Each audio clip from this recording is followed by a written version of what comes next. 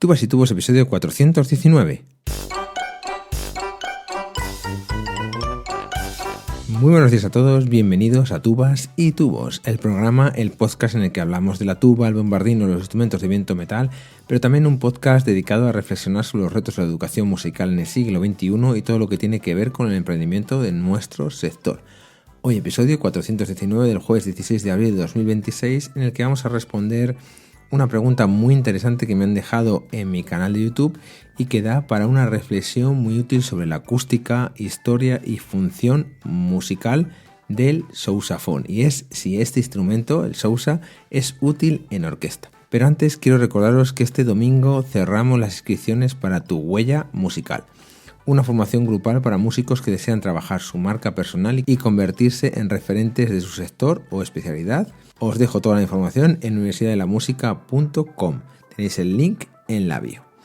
Y vamos allá con la pregunta. Y es que B.Max me escribe: un gran vídeo, maestro David. Me ayuda bastante a entender un poco más de este bello instrumento. ¿Qué me puede decir del sousafón? He usado una tuba de pecho en si bemol 4/4, además de mi sousa 5/4, y he notado ciertas cosillas distintas. ¿O serán ideas mías? ¿Un sousafón en una orquesta beneficia o perjudica a la misma? Saludos y bendiciones, maestro. Bueno, pues nada, lo primero, muchísimas gracias por la pregunta y voy a responder de una forma muy clara y directa. En una orquesta sinfónica el sousafón no es lo más recomendable. Y no lo digo porque no sea un gran instrumento, que lo es, sino porque está diseñado para otra realidad musical. La primera razón es el tipo de proyección sonora que conseguimos con el sousa. La tuba orquestal, tal y como se usa habitualmente, cumple una función que muchas veces no se entiende bien desde fuera. No está ahí solo para sonar grave y meter caña, meter potencia sonora. La mayoría de las veces su papel es dar profundidad, sostén, peso y cohesión al sonido global de la orquesta. Es decir, la tuba no solo emite notas graves, también ayuda a crear ese colchón armónico que sostiene a trombones, trompas, contrabajos, fagotes e incluso al tutti completo en determinados momentos. La literatura de referencia sobre orquestación suele describir la tuba justamente así, como la base grave que aporta profundidad y refuerzo sin dominar el conjunto. Y aquí viene el problema del sousafón en este contexto. Su sonido tiende a ser mucho más directo y frontal. La campana del sousafón está colocada por encima del hombro y orientada hacia adelante. Y esto hace que su sonido salga proyectado con mucha más intención hacia el frente. Algo ideal para exteriores, desfiles, estadios, la calle o agrupaciones que se mueven mucho.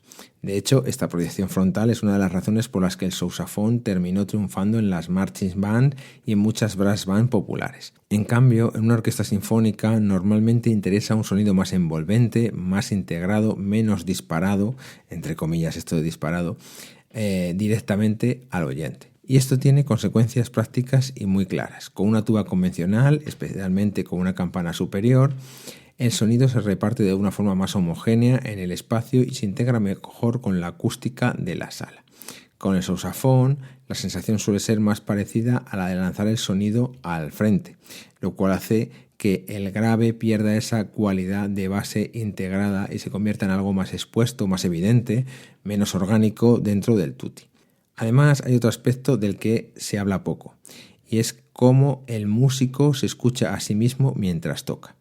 En una tuba normal, el intérprete recibe una percepción bastante equilibrada de cómo vibra el instrumento y cómo el sonido se desarrolla alrededor de él. En el sousafón esto cambia bastante, porque la campana está ligeramente adelantada y la dirección del sonido es frontal. Esto hace que el músico muchas veces no tenga la misma referencia auditiva inmediata que si tiene una tuba de concierto. Y claro, si tú te escuchas diferente, también cambia tu control sobre el color, el volumen y la afinación fina que es necesaria para tocar en este tipo de orquestas, así como la mezcla, esto es muy importante, con el resto de la sección. La segunda razón para desaconsejarlo en una orquesta es histórica y de tradición. El sousa nace a finales del siglo XIX ligado a John Philip Sousa, ya sabéis, este conocidísimo director de banda militar americano. Y aquí hay un matiz curioso. Las fuentes históricas señalan que los primeros modelos no nacieron exactamente como un instrumento de desfile puro, sino más bien como una solución para la banda de John Philip Sousa. y después el diseño evolucionó con rapidez hasta consolidarse en contextos de marcha. El gran cambio fue la adopción de la campana frontal en los modelos de principios del siglo XX, y ahí sí que su identidad quedó mucho más unida a la proyección hacia el público, al aire libre y al espectáculo visual. Es decir, el sousafón pertenece históricamente al mundo de la banda, la calle, el desfile, el jazz de Nueva Orleans y más tarde de las marching bands universitarias, no al de la gran orquesta sinfónica europea. Y esto, por supuesto, importa, porque en la música clásica la tradición pesa y mucho. Las orquestas llevan casi 200 años construyendo un ideal sonoro donde la tuba que encaja es la tuba de concierto, no el sousafón. No solo por la estética visual, que también, sino porque todo el repertorio, toda la idea de mezcla tímbrica y toda la tradición interpretativa se ha desarrollado alrededor de esa sonoridad más difusa, más redonda y más fusionada con el resto del conjunto. La práctica orquestal ha fijado a la tuba como un fundamento del grave de la sección de metal y apoyo del tutti, no como un emisor frontal pensado para el exterior. Por lo tanto, si me preguntas de forma práctica, ¿beneficia o perjudica el sousafón a una orquesta? Mi respuesta sería, en la mayoría de los casos, perjudica más que beneficia. Perjudica porque rompe el tipo de mezcla que se busca, perjudica porque su proyección frontal no ayuda a crear ese grave envolvente, perjudica porque cambia mucho la referencia auditiva del músico y perjudica también porque estilística históricamente no es el instrumento asociado al repertorio sinfónico. Y ahora bien, y esto es importante, que no sea recomendable en orquesta no significa en absoluto que el sousafón sea un instrumento menor, ni mucho menos. De hecho, cuando lo llevamos a su terreno, el sousafón es una auténtica maravilla. Por ejemplo, en las bandas de música en la calle, charangas, brass bands festivas y agrupaciones que se mueven mucho, ¿no? El sousafón tiene muchísimas ventajas. La primera, la más evidente, es la ergonomía en movimiento. Está pensado para llevar el instrumento encima del cuerpo y tocar caminando o de pie durante mucho tiempo. La segunda es la proyección. Justo eso que en la orquesta molesta un poco, aquí se convierte en una virtud enorme. El sonido sale de frente, llega bien, marca el pulso del grave y sostiene toda la agrupación de una forma muy eficaz. Por eso funciona tan bien en el jazz tradicional de Nueva Orleans, donde el sousafón no solo pone el grave, también aporta el ritmo, presencia escénica y una identidad muy característica. Y algo parecido ocurre en muchísimas brass bands y street bands actuales. En entornos educativos y patrimoniales de Nueva Orleans sigue considerándose un instrumento central de esta tradición. Y en Estados Unidos su papel en las marching bands universitarias es absolutamente icónico, algo que también ocurre en las bandas de baile en México. Y ahí el sousafón cumple una función doble, sonora y visual. Sonora porque sostiene la base grave con mucha claridad en espacios abiertos, y visual porque forma parte del espectáculo, de la identidad de la banda y de la imagen del conjunto.